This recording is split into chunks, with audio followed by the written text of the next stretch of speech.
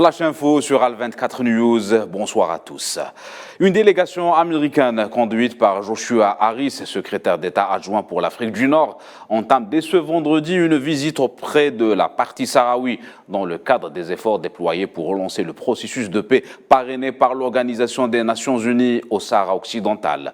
Le programme de la visite prévoit des discussions politiques avec les dirigeants sahraouis, à leur tête le président de la République arabe sahraoui, Ibrahim Ghali.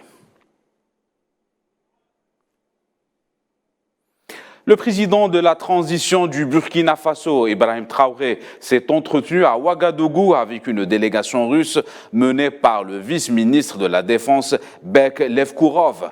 Les deux délégations ont évoqué la coopération militaire et technique entre les deux pays, ainsi que les questions évoquées lors de la rencontre entre le président russe et burkinabé dans le cadre du deuxième sommet Russie-Afrique à Saint-Pétersbourg. Et les événements s'enchaînent autour de la situation au Gabon. L'opposant Albert Ondo Ossa affirme que la prise du pouvoir par le CTRI était une révolution de palais qui maintient en place le système Bongo. À noter que le général Oligui Brice Nguema doit être intronisé comme président de la transition à partir de lundi prochain. On reste avec l'actualité continentale. Le président sénégalais Macky Sall a réitéré sa décision de ne pas se présenter à l'élection présidentielle pour le mois de février 2024, conformément à son engagement préalable.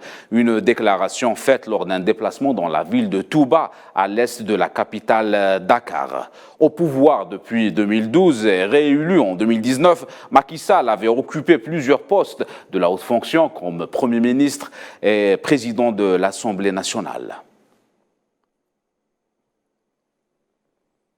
Après plus d'un mois du coup d'État contre Mohamed Bazoum, les militaires au pouvoir au Niger ont annoncé jeudi soir la suspension de toutes les activités des organisations internationales, y compris les ONG et les agences onusiennes dans les zones d'opération militaire en raison de la situation sécuritaire du moment. Suite à cette décision, les Nations Unies ont annoncé vendredi vouloir prendre contact avec Niamey, selon la porte-parole de l'ONU à Genève, Alexandra Vilucci.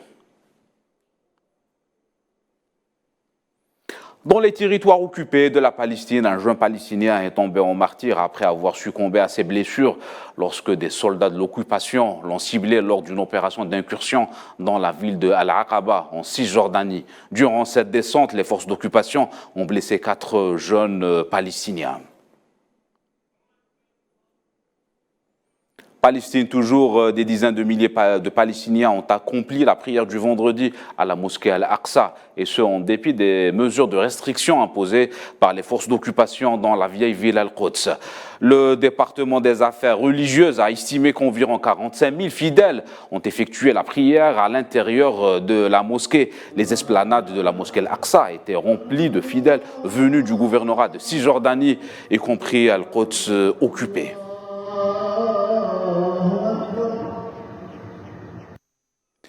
Conflit en Ukraine, la défense russe affirme avoir pris le contrôle sur des positions près de Kupiansk. Selon le porte-parole du ministère Igor Konashenkov, il s'agit de positions clés sur les hauteurs de la région.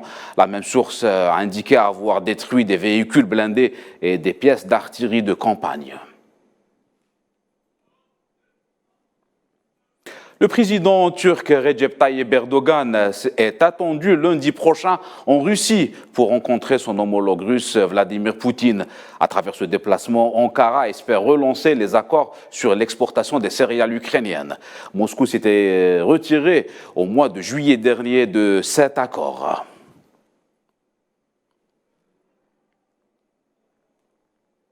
C'est la fin de ce Flash Info. Excellente suite de programme.